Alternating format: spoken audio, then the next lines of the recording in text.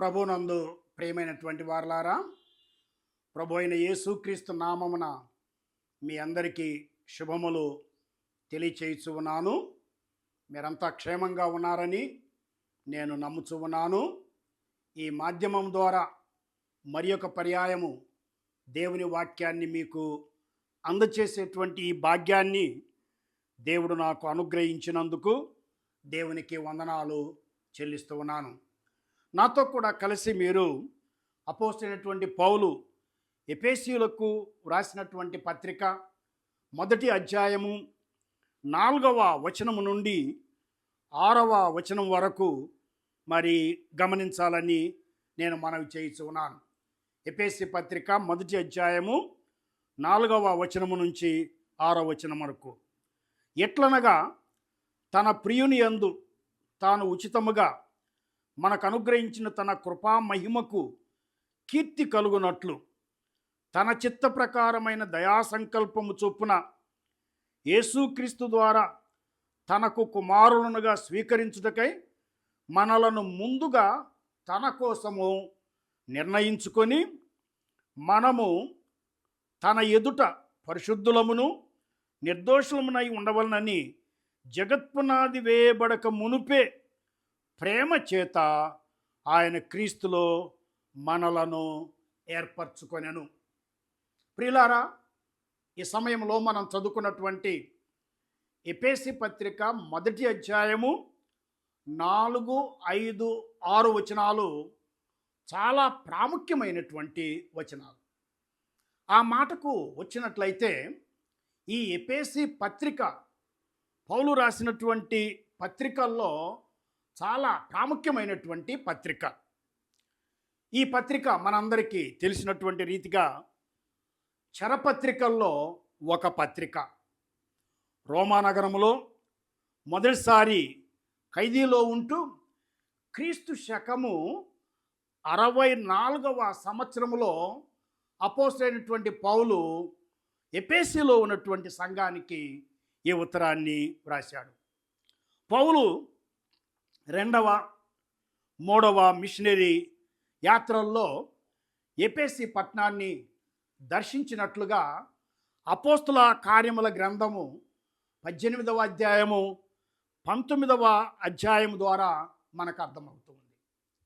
అపోస్తల కార్యముల గ్రంథము 18, 19 మనం చదివినట్లయితే ఈ ఎఫెసీ సంఘము ఎలాగూ ఉనికిలోనికి వచ్చిందో కూడా మనము చక్కగా తెలుసుకోగలుగుతాం. ఆ మాటకు వస్తే ఈ ఎఫెసీ పట్టణంలో సంఘము ఉనికిలోనికి రావటానికి కొంతవరకు పౌలుతో కూడా కలిసి అకుల, ప్రిస్కిల్ల అనేటువంటి వారు కూడా కారకులు అనేటువంటి విషయాన్ని మనం గమనించాలి. అంత మాత్రమే కాకుండా మరి అపోస్తల కార్యముల గ్రంథము 19వ అధ్యాయాన్ని మనం చూసినట్లయితే బాప్తీసం ఇచ్చేటువంటి యోహాను 12 మంది శిష్యులు యేసుక్రీస్తు నామములో విశ్వాసముంచి బాప్తిస్మము పొందుట ద్వారా ఈ సంఘము ప్రారంభించబడినట్లుగా మనం చూస్తూ ఉన్నాం. ఆ తరువాత ఆ పట్టణంలో అపోస్తలుడైనటువంటి పౌలు 2.5 సంవత్సరాలు అక్కడే ఉండి పనిచేసినట్లుగా కూడా ఈ 19వ అధ్యాయము 7వ వచనములో, 8వ వచనములో, 10వ వచనములో, 22వ వచనములో మనము చూస్తూ ఉన్నాం. ఒక విధంగా చెప్పాలి అని అంటే అపోస్తలుడైనటువంటి పౌలు అన్ని ప్రదేశాల్లో కంటే ఎక్కువగా ఈ ఎఫెసీ పట్టణములో సుమారు 3 సంవత్సరాలు ఉండి సువార్త ప్రకటించి సంఘాన్ని స్థాపించి వారికి అనేకమైనటువంటి సత్యాలను బోధించినట్లుగా మనము చూస్తూ ఉన్నాం. ఆ కాలంలో అంటే అపోస్తలుడైనటువంటి పౌలు ఎఫెసీ పట్టణంలో సువార్త చెప్పినటువంటి ఆ కాలంలో ఆ పట్టణస్థులు అర్తెమిదేవిని ఆరాధించేటువంటి వారు.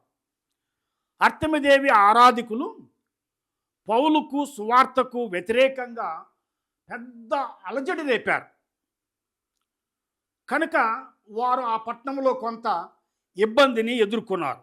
ఇది జరిగినటువంటి 3 నెలలైన జరగక ముందే కపట బోధకులు చాప క్రింద నీరులాగా సంఘములోనికి ప్రవేశిస్తూ మరి సంఘములో అలజడి సృష్టిస్తూ ఉన్నారు అని పౌలు గమనించినప్పుడు ఎఫెసీ పెద్దలను పిలిపించి వారిని హెచ్చరించినట్లుగా మనం చూస్తూ ఉన్నాం. ఈ పత్రిక రోమా ప్రభుత్వ పాలన క్రిందనున్న సంఘాలన్నిటికీ కూడా వ్రాయబడింది అని పండితుల యొక్క అభిప్రాయం. ఒక ఎఫెసీలో ఉన్నటువంటి వారికి మాత్రమే కాకుండా మరి రోమియుల యొక్క పరిపాలనలో ఉన్నటువంటి సంఘాలన్నిటికీ కూడా ఈ పత్రిక వ్రాయబడినట్లు మనము చూస్తూ ఉన్నాం. ఈ పత్రికలో సంఘ సత్యాలు మనము చాలా జాగ్రత్తగా గమనిస్తూ ఉన్నాం. పౌలు రాసినటువంటి పత్రికల్లో సర్వసాధారణంగా మొట్టమొదటిగా సిద్ధాంతాన్ని, ఆ తరువాత అనుకరణను, అంటే first doctrine and then practice. అలాగే ఈ ఎఫెసీ పత్రిక కూడా మొదటి 3 అధ్యాయాల్లో సిద్ధాంతపరమైనటువంటి విషయాలను, సత్యాలను మనం చూస్తూ ఉన్నాం. ఆ తర్వాత 4వ అధ్యాయం నుంచి 6వ అధ్యాయం వరకు క్రైస్తవులు ఎలాగూ జీవించాలా అని ప్రాక్టికల్ లైఫ్కు సంబంధించి మనము చదువుతూ ఉన్నాం. ఈ పత్రికకు ఇంకొక పేరు ఏమిటి అని అంటే ఆరోహణ పత్రిక అని కూడా పిలువబడింది. ప్రియులారా, మనం జాగ్రత్తగా గమనించినట్లయితే ఈ ఎఫెసీ పత్రికలో సంఘము క్రీస్తు యొక్క శరీరము అనేటువంటి విషయాన్ని మనము చూస్తూ ఉన్నాం. కొలస్సీలకు రాసినటువంటి పత్రికలో మరి క్రీస్తు ఈ సంఘానికి శిరస్సై ఉన్నాడు అనేటువంటి విషయాన్ని మనము చూస్తూ ఉన్నాం. సో ఎఫెసీ పత్రిక, కొలస్సీలకు రాసినటువంటి ఈ 2 పత్రికలు మనము జాగ్రత్తగా పరిశీలించినట్లయితే సంఘానికి, ప్రభు అయినటువంటి యేసుక్రీస్తుకు ఉన్నటువంటి ఆ సంబంధాన్ని, ఆ సంఘానికి ప్రభువు బయలుపరిచినటువంటి సత్యాలను మనము తెలుసుకోగలుగుతూ ఉన్నాం. ఇప్పుడు మనం చదువుకున్నటువంటి ఎఫెసీ పత్రిక మొదటి అధ్యాయము 4, 5, 6 వచనాల్లో మనము మరి గమనించేది ఏమిటి అని అంటే సంఘము యొక్క పూర్వపరాలు. ఒకవేళ ఈ అధ్యాయం అంతట్లో ఉన్నటువంటి విషయాలను మనం చెప్పాలి అని అంటే ఇప్పుడు మనకు సమయం చాలదు. మొదటి అధ్యాయము 3వ వచనం ప్రకారము పరలోక విషయముల్లో ఆత్మ సంబంధమైనటువంటి ప్రతి ఆశీర్వాదాన్ని క్రీస్తునందు మనకు దేవుడు అనుగ్రహించాడు. ఆత్మ సంబంధమైనటువంటి ఆశీర్వాదాలు ఒకదాని తర్వాత ఒకటి, ఒకదాని తర్వాత ఒకటి. అయితే ప్రత్యేకంగా ఇంకొక కోణములో మనము ఈ పత్రికను చదువుతూ ఉన్నట్లయితే ఈ మొదటి అధ్యాయములో పౌలు తెలియపరిచేది ఏంటంటే సంఘము యొక్క పూర్వపరాలు, లేక దేవుని అనాది సంకల్పములో సంఘం. మనందరికీ తెలుసు, సంఘము అని అంటే విశ్వాసుల యొక్క సముదాయం, విశ్వాసుల యొక్క కలయిక. సంఘము అని అంటే గోడలు కాదు, బిల్డింగ్ కాదు. మరి సంఘము అని అంటే క్రీస్తు రక్తములో కడుగబడి ప్రభువును ఆరాధిస్తూ, స్తుతిస్తూ, మరి వాక్యాన్ని నేర్చుకోవటానికి, సువార్తను ప్రకటించడానికి ఎక్కడైతే విశ్వాసులు చేరతారో అదే సంఘము అనేటువంటి విషయాన్ని మనం చూస్తున్నాం. లేక మనందరికీ తెలిసినట్లుగా సంఘములో ఉన్నటువంటి విశ్వాసులు లోకములో నుండి ప్రత్యేకంగా జీవించటానికి, పరిశుద్ధంగా జీవించటానికి పిలువబడి ఏర్పరచబడినటువంటి వారు. ఎక్లీజియా అనేటువంటి ఆ పదానికి లోకములో నుండి మరి వేరు చేయబడినటువంటి వారు. అయితే ఈ సంఘాన్ని గూర్చినటువంటి సత్యము పాత నిబంధనలో ప్రవక్తలకు మర్మంగానే ఉండింది. సంఘాన్ని గురించి పాత నిబంధనలో మనం ఏమీ కూడా చదవటం లేదు. ఇది క్రొత్త నిబంధన వ్యవస్థకు సంబంధించింది. పాత నిబంధనలో మనము అనేక సార్లు ఇశ్రాయేలీయులు అని మనం చదువుతున్నాం. అంటే ఇశ్రాయేలీయులు అంటే యూదా జాతి, అనేటువంటి వారు. ఇశ్రాయేలీయులు సంఘము కాదు, లేక సంఘము ఇశ్రాయేలు యొక్క పొడిగింపు కూడా కాదు అనేటువంటి విషయాన్ని మనము జ్ఞాపకము చేసుకుంటూ ఉన్నాం. సంఘము అనేటువంటిది పెంతెకోస్తు దినాన ఉనికిలోనికి వచ్చింది. ఈ సంఘానికి పునాది ప్రభు అయినటువంటి యేసుక్రీస్తే. అయితే ఈ సంఘము పాత నిబంధనలో ఉన్నవారికి మరుగు చేయబడింది. అంటే మరి సంఘం యొక్క ప్రస్తాపన పాత నిబంధనలో మనము చదవకపోయినా ఈ సంఘాన్ని గూర్చినటువంటి ఆలోచన దేవుని యొక్క మనస్సులో ఉన్నది, ఆయన సంకల్పంలో ఉన్నది అనేటువంటి విషయాన్ని మనము గమనించాలి. సో ఈ సంఘానికి పునాది మరి క్రీస్తే అనేటువంటి విషయాన్ని మనం చూస్తూ ఉన్నాం. క్రీస్తు అనేటువంటి పునాది మీద అపోస్తులు ఈ సంఘానికి పునాది వేశారు అని ఎఫెసీ పత్రిక 2వ అధ్యాయము 19-20 వచనాల్లో మనము చూస్తూ ఉన్నాం. మనము ఈ ఎఫెసీ పత్రిక 1వ అధ్యాయము 4-6 వచనాల్లో చూసినట్లయితే, దేవుడు మనలను కుమారులనుగా ఏర్పాటు చేసుకున్నాడు. దేవుడు మనలను ఆత్మ సంబంధమైన ఆశీర్వాదాలతో ఆశీర్వదించాడు. వాటిలో కుమారత్వము ఒకటి. దేవుడు మనల్ని ఎప్పుడు ఏర్పాటు చేసుకున్నాడు? ఎప్పుడు ఏర్పాటు చేసుకున్నాడు అని అంటే, తన చిత్త ప్రకారమైన దయా సంకల్పము చొప్పున యేసుక్రీస్తు ద్వారా తనకు కుమారులుగా స్వీకరించుటకు మనలను ముందుగా తన కోసము నిర్ణయించుకొనెను. ప్రేమైనటువంటి వారలారా, బైబిల్ గ్రంథాన్ని జాగ్రత్తగా చదివేటువంటి వారు దేవుడు కొందరిని ఏర్పాటు చేసుకోవటము, కొందరిని ముందుగానే నిర్ణయించుకోవటము అనేటువంటిది కృప అనేటువంటి సిద్ధాంతం మీద ఆధారపడి ఉంది.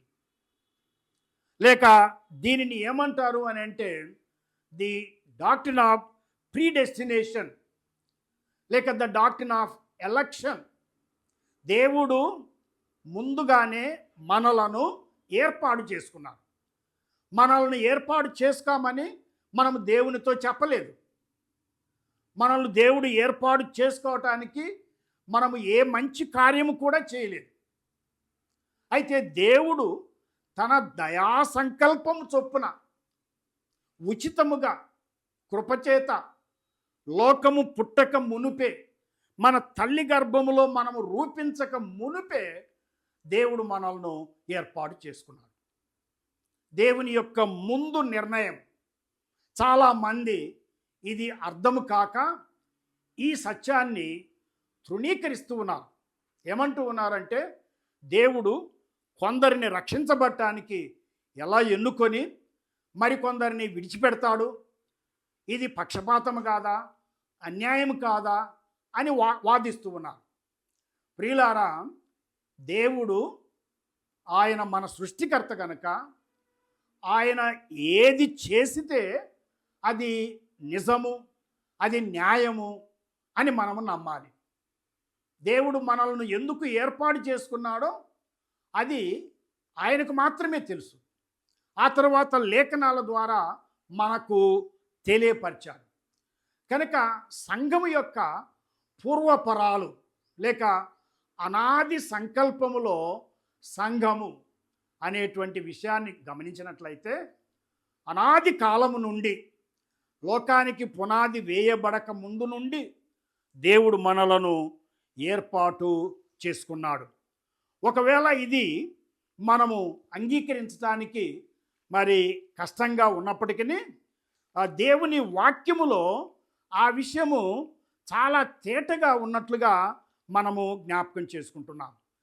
సమస్య ఎక్కడ వస్తుంది అని అంటే, ఏ సత్యాన్ని గురించైనా ఏ సిద్ధాంతాన్ని గురించైనా మరి సమస్య ఎక్కడ వస్తుంది అని అంటే, దేవుడు చెప్పిన దానిని అంగీకరించడానికి మనము నిరాకరించినప్పుడు సమస్య వస్తుంది.